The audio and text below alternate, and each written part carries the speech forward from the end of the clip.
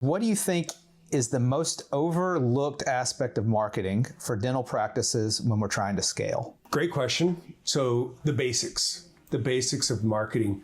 And so let's break it down. There's two different aspects. People often wonder, like, what is marketing? How is that different than public relations?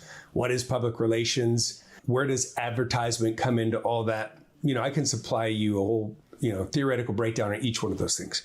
But if you get the idea, marketing is the end result of people knowing about your business and as a result, desiring it if they're a target public and coming in to see you for it, choosing you over others. So if we take a look at where does public relations come into that? Well, that's the idea that your business, your product, your team, your culture, your offering, your approach to all those things is well thought of and desirable, and somebody likes you, even if it's just based off what they see you do in the community.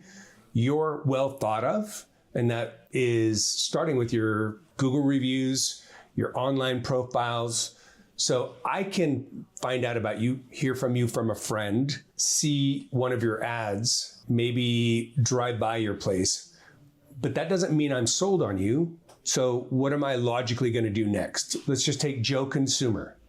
Joe Consumer. I just drove by, thought, I haven't been to a dentist in a little while. Am I just going to call you up, Google you and call you up and set an appointment? Or would you think that there might be other steps that the average consumer today might do? What do you think? There's more steps. And what would those steps be, just logically from what you know? Well, just for me, if it's a restaurant or something, I'm going to start doing some research, find out, is this place any good? Right. And where are you going to look for that? I'm going to look at Google reviews, might check out Yelp. Yep. I don't know, any of those avenues. So that's called public relations. Mm-hmm. That's not marketing.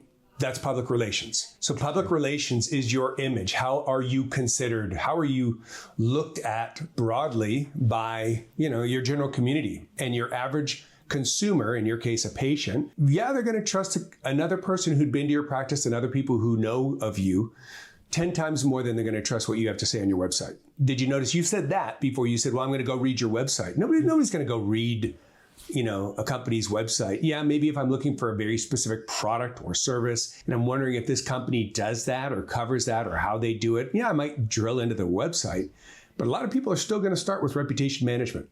And that's your Google profile. Some people are going to check out social media channels so they can do a virtual walk-in to that practice. And they're not going to literally walk in. You don't want them to walk in, but they don't have the time, resources, energy, they're backed off. They're still concerned. The jury is out on you. So they're going to virtually walk in via your Google business profile, photos and videos you have on there, any testimonials that have been uploaded there. They might go visit your website, but they might be even quicker to go to your website than check out your social links, Facebook, Instagram, TikTok, if it's there. And take a look at, what is it? Is it generic? Does it look corporate? Does it look like it's bottled content that you're just reproducing because you hired some social media company to do, 15 bland posts every month?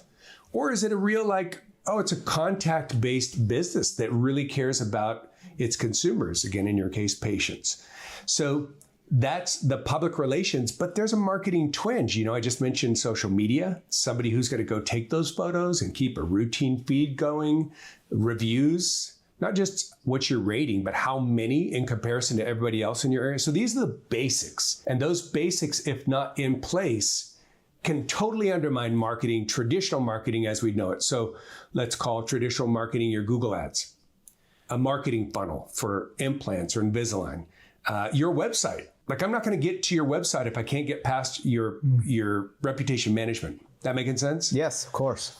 So I would say people want the big stuff. They want an effective social media strategy. They want a marketing funnel. They want to launch Google ads, but not having had that profile set up, even if a Google ad works, somebody gets, okay, I see you, or a postcard. They oh, hello. They're going to look you up on Google.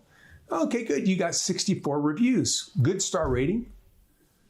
But if I look in your area and everybody else has got 100 to 400 reviews, you're the dirty dog in the area. There's something that is implied that, to me as a consumer, something's wrong here. You're either new, it's not a big deal for you, you're not active in that, whatever. I love it. Okay, I love the idea of the virtual walkthrough too. That's pretty cool.